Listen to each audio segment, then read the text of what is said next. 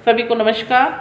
मैं प्राची अग्रवाल खुर्जा उत्तर प्रदेश से आज मैं आप सबके समक्ष उपस्थित हूँ चर्चित आदिवासी कवयित्री निर्मला पुतुल की एक लंबी कविता लिखकर। इस कविता ने मेरे अंतर्मन को, मेरे हृदय को अंदर तक छुआ, इसलिए मेरा मन किया कि मैं आप सबके समक्ष इस कविता को सुनाऊं।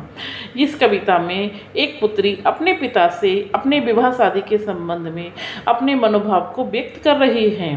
इस कविता का शीर्षक है उतनी दूर मत ब्याना बाबा। बाबा, मुझे उतनी दूर मत ब्याहना जहाँ मुझसे मिलने जाने खातिर घर की बकरियां बेचनी पड़े तुम्हें। मत ब्याहना उस देश में जहाँ आदमी से ज़्यादा ईश्वर बसते हों। जंगल, नदी, पहाड़ नहीं हो जहाँ, वहाँ मत कर आना मेरा लगन। वहाँ तो कतई नहीं जहाँ की सड़कों पर मान से भी ज़्यादा तेज दौड़ती हों मोटर गाड़ियाँ, ऊंचे ऊंचे मकान और दुकानें हों बड़ी बड़ी। उस घर से मत जोड़ना मेरा रिश्ता जिस घर में बड़ा सा खुला आंगन ना हो, मुर्गे की बांग पर जहाँ होती ना हो सुबह, और शाम पिछवाड़े से जहाँ पहाड़ी पर डूबता सूरज ना दिखे। मत चुनना ऐसा बर जो पौचाई और हंडिया में डूबा रहता हो अक्सर।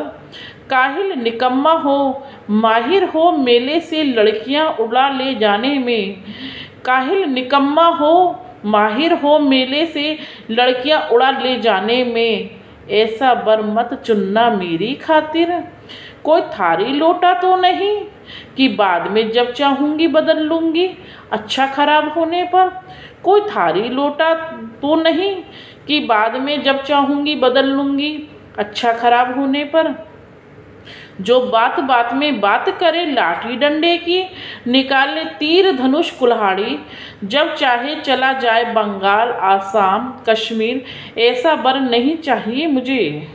और उसके हाथ में मत देना मेरा हाथ जिसके हाथों ने कभी कोई पेड़ नहीं लगाया, फसलें नहीं उगाई जिन हाथों ने नहीं दिया कभी किसी का साथ, किसी का बोझ नहीं उठाया। और तो और जो हाथ लिखना नहीं जानता हो ऐसे हाथ, उसके हाथ में मत देना कभी मेरा हाथ।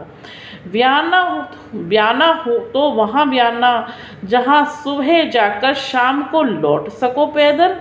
मैं कभी दुख में रोऊं इस घाट तो उस घाट नदी में स्नान करते तुम सुनकर आ सको मेरा करुण विलाप। महुआ का लट और खजूर का गुड़ बनाकर भेज सकूं संदेश तुम्हारी खातिर। उधर से आते जाते किसी के हाथ भेज सकूं कद्दू, कोहड़ा, खेकसा, बरबटी, समय समय पर गोगो के लिए भी। मेला हाट जाते जाते मिल सके कोई अपना जो बता सके घर गांव का हाल चाल। चितकबरी गैया के ब्याने की खबर दे सके जो कोई उधर से गुजरते, ऐसी जगह में ब्याना मुझे। उस देश ब्याना जहाँ ईश्वर कम आदमी ज़्यादा रहते हो, बकरी और शेर एक घाट पर पानी पीते हो, जहाँ वहीं ब्याना मुझे। उसी के संग ब्याहना जो कबूतर के जोड़ और पंडुक पक्षी की तरह रहे हरदम साथ, घर बार खेतों में काम करने से लेकर रात सुख दुख बांटने तक। चुनना ऐसा बर जो बजाता हो बांसुरी सुरीली और ढोल मांदर बजाने में हो पारंगत।